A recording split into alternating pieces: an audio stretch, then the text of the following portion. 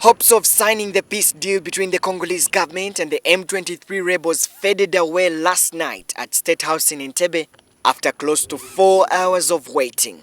The stumbling block, according to authorities, was the Kinshasa delegation, which refused to share a room with the M23 rebels and instead chose to study the agreement contents elsewhere. The delegation of the DRC government, first of all, did not enter the conference hall.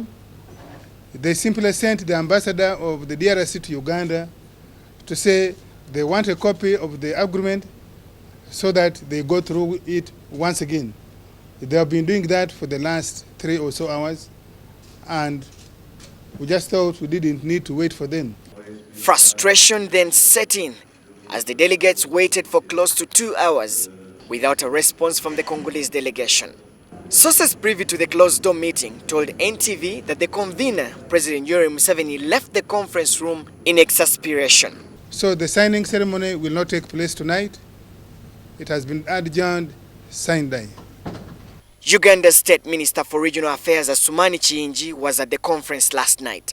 He says that the signing aborted after the Congolese government demanded a change of title of the peace agreement. They are saying this is not an agreement. It should be a declaration. Cannot talk about a peace agreement with a vanquished enemy. Maybe right or wrong, but to me those are semantics really. If you are serious about peace, what is in the name anyway? Asumani's reading in the stalemate suggests that the recent military victory of the DRC army that was backed by the UN Intervention Brigade could have led to the current state of affairs. The feeling you got is that the DRC feel that the M23 is no more. There is no point in negotiating with them. They should just surrender, and the government takes a decision as to what to do with them. But of course, that may be an exaggerated impression. The failure of signing the agreement has apparently dampened the hopes of the Ugandan facilitators. And this sentiment is shared by the leaders of the M23 group, Bertrand Bisimwa. Hiyo kitendo ambao walifanya jana ilituumiza sana.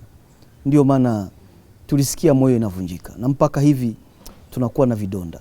Kusema ya kwamba hivi hamuna tena nguvu kwenye mapambano, hatuwezi kuzungumza na nyinyi tena. Ni kusema hawawezi wakamalize shida zetu kama sisi hatuna nguvu ya kuweza kuweka. Bisimwa rules out the option of returning to the bush for another insurgency.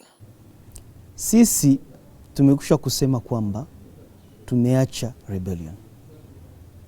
Tunataka mazungumzo na tunataka kuendelea kupiganisha shida zetu kisiasa. One of the sticky issues in the peace agreement is granting of amnesty to the M23 combatants.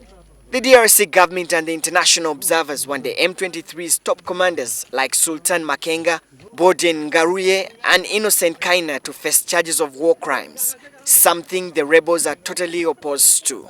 The other controversial issue is the integration of the former rebels into the DRC army ranks. The Kinshasa administration says it will make the consideration on a case-by-case basis. The return of peace in Congo now hangs in balance with the indefinite suspension of the